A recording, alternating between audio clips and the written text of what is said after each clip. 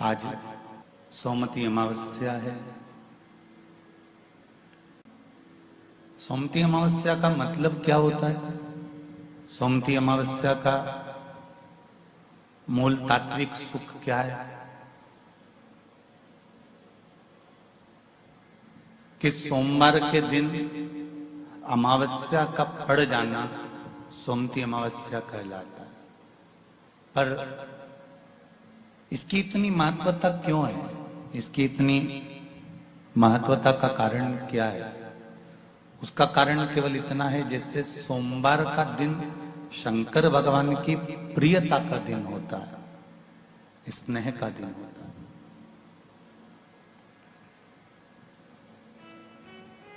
शंकर भगवान की पूजन केवल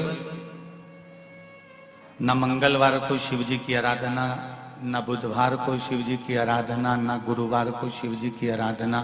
कोई अगर बताएगा तो आपको यही कहेगा कि सोमवार के दिन शंकर भगवान की आराधना करना चाहिए। क्यों? किस लिए? क्या कारण है? तो शिव महापुराण की कथा कहती है, जिस दिन भगवान शंकर ने वारों को प्रकट करा था, रविवार, सोमवार, मंगल, बुध, गुरु, शुक्र, शनि, ये शंकर भगवान के द्वारा प्रकट है, ये शिव जी के द्वारा प्रकट है।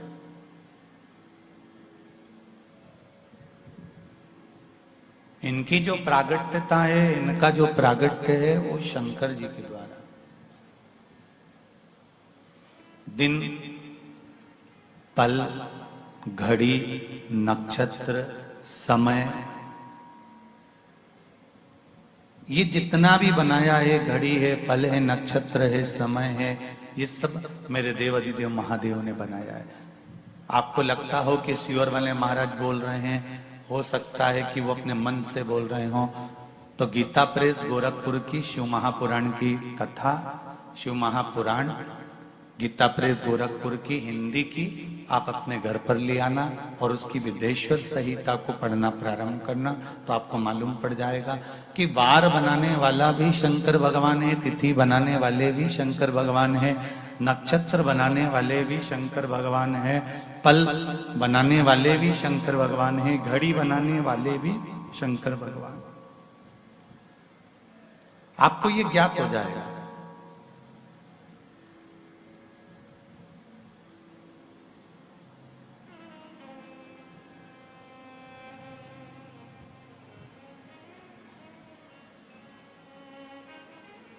सब कुछ उसी का बनाया हुआ है।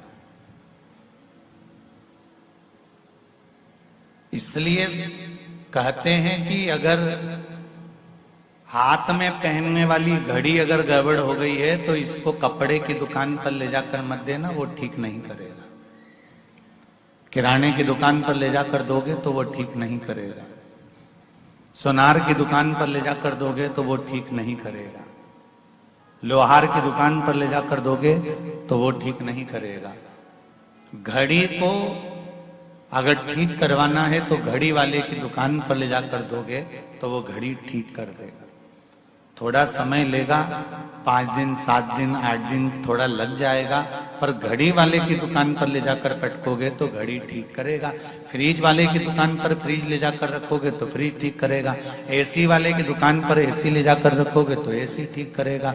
घड़ी की दुकान पर ही घड़ी ठीक हो सकती है। उसी तरह जैसे घड़ी की दुकान पर ही घड़ी ठीक होती है, तो ये समय, ये घड़ी, ये पल, ये नक्षत्र, ये समय, ये वर्ष, ये महीने, ये वार जिसने बनाए हैं वो है देव अधिदेव महादेव। अगर हमारा भी समय ठीक नहीं चल रहा हो तो शंकर जी के पास ले जाकर थोड़ी देर बैठ जाओ, ये घड़ी, ये समय, ये पल, ये नक्षत्र ठीक हो जाए। थोड़ा शिव की आराधना में, थोड़ा शंकर भगवान की आराधना में इस घड़ी और इस पल को लगाने का प्रयास करिए।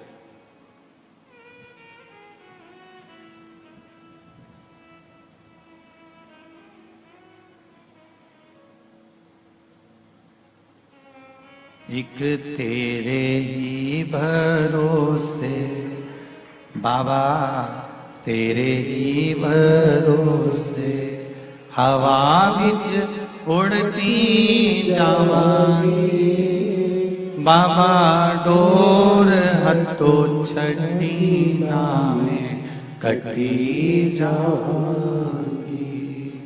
भोले मैं तेरी पतंग, हो शंभो मैं तेरी पतंग, हवा विच उड़ती जावांगी बाबा, डोर हथो छड़ी नामे कटी जावांगी।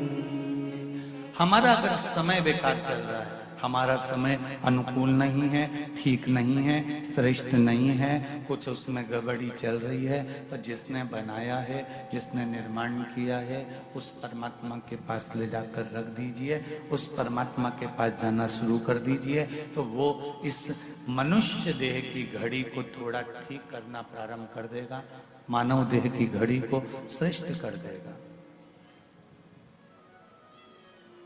गूंजना बंद कर बात।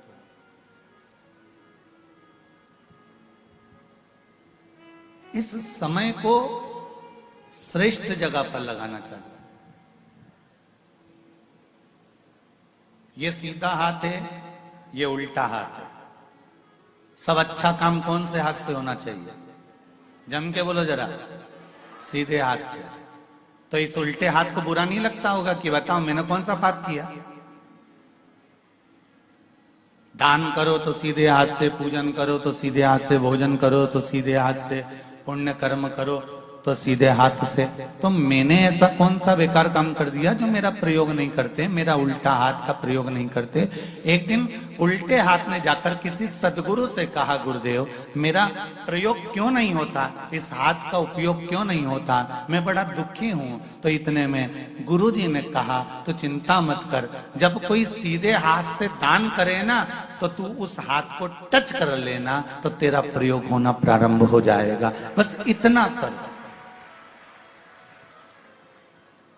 जब अच्छा समय ना चले, जब श्रेष्ठ समय ना चले, जब श्रेष्ठ समय ना आए, तुम्हें ऐसा लग रहा हो कि श्रेष्ठता का समय नहीं चल रहा है, अच्छा समय नहीं चल रहा है, तो एक काम करना, जो अच्छा काम कर रहा हो, जो श्रेष्ठ काम कर रहा हो, जो भगवान की भक्ति में लगा हुआ हो, जो भगवान के स्मरण में लगा हुआ हो, बस उससे टच कर कर चलते रहना, तो हो सकता है कि हमारी जिंदगी भी अच्छी हो जाए।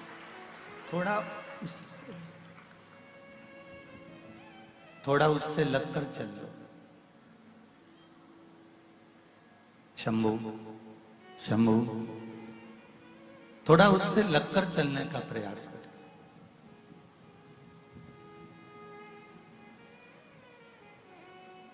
और जब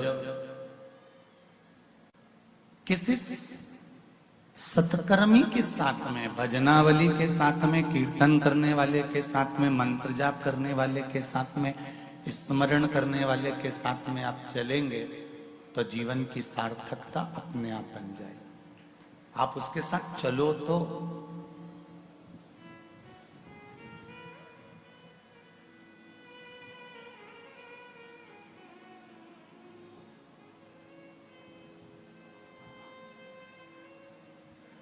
गंगा मैया के जल से कार्तिकेय बाबा की उत्पत्ति हुई, कार्तिकेय बाबा प्रकट हुए।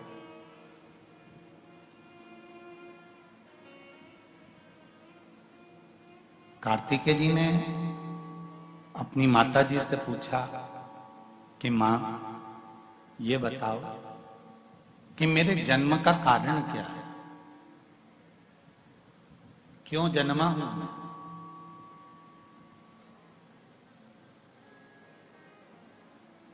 मेरे जन्म का कारण है क्या, मेरे जन्म का कारण क्या हो? तो मां तुरंत बोली कि तुम्हारे जन्म का एक कारण है तारकासुर का संहार।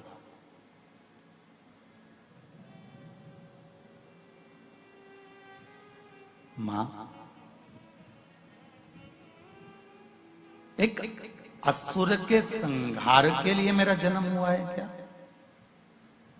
मेरे जन्म का कारण केवल एक असुर का संहार ही है? केवल एक असुर का संहार? मां ने कहा तुम्हारे जन्म का कारण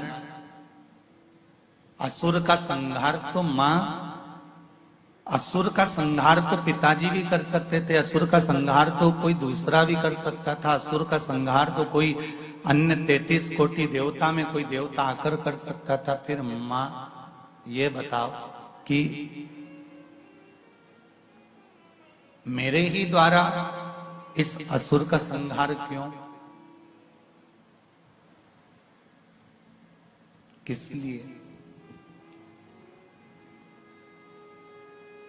मां कहती है कार्तिकेय, ये जो तारकासुर है ये शंकर भगवान का परम भक्त है। इसने मांगा भी तो क्या मांगा कि मैं किसी के द्वारा नहीं मरूं, अगर मरूं तो शिव जी के पुत्र के द्वारा मरूं।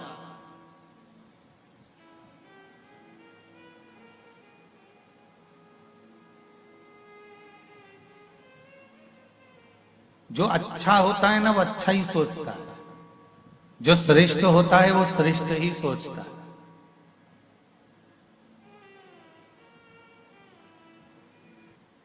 कई माताएं विचार कर कर बैठती हैं, मेरे को बद्रीनाथ जाना है, मेरे को केदारनाथ जाना है। कब जाओगी?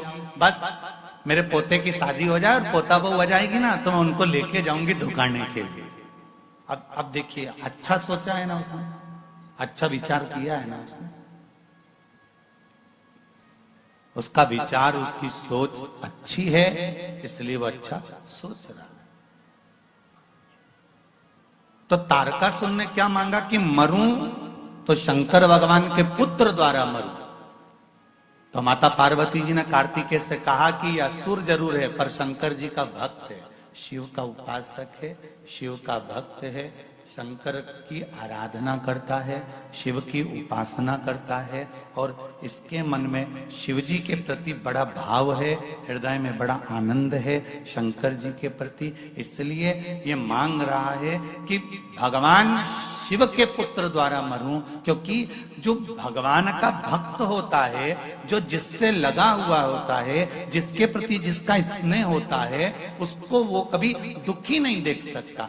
तारकासुर शंकर भगवान अकेले बैठकर तब साधना कर रहे थे, अकेले बैठकर आराधना कर रहे थे, सती माता जलकर भस्म हो चुकी थी। तो तारकासुर को लगा कि मेरे भोलेनाथ, मेरे शंकर, मेरे त्रिकालदर्शी, मेरे कैलाशी, मेरे अविनाशी, मेरे शिव अकेले हैं और यदि ये अकेले रहेंगे तो मुझे कितना बुरा लगेगा। इनकी भी जोड़ी बन जाए, जैसे लक्ष्मी और नारायण की है, ब्रह्मा और ब्रह्माणी की है, इंद्र और इंद्राणी की है, इनकी भी एक जोड़ी बन जाए, शंभु, इनकी भी एक जोड़ी बन जाए, बस इतना।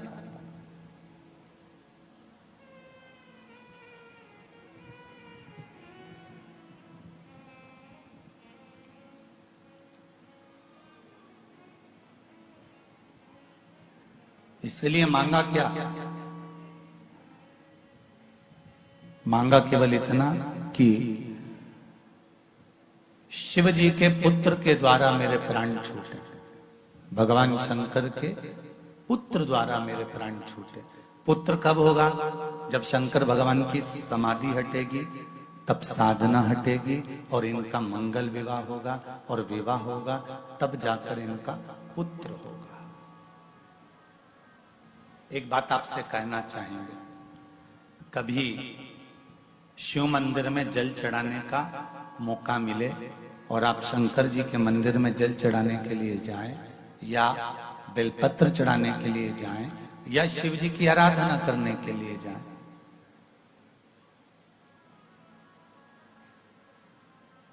आप जब शिव जी के सम्मुख में भगवान शंकर के पास, भगवान ओगड़दानी के पास में, मेरे भोलेनाथ जी के पास में जब जाएं, तो केवल जल चढ़ाकर वापिस मत आना, केवल बेलपत्र चढ़ाकर वापिस मत आना, केवल चावल का दाना या पुष्प चढ़ाकर वापिस ना आना, दिया लगाकर वापिस ना आना।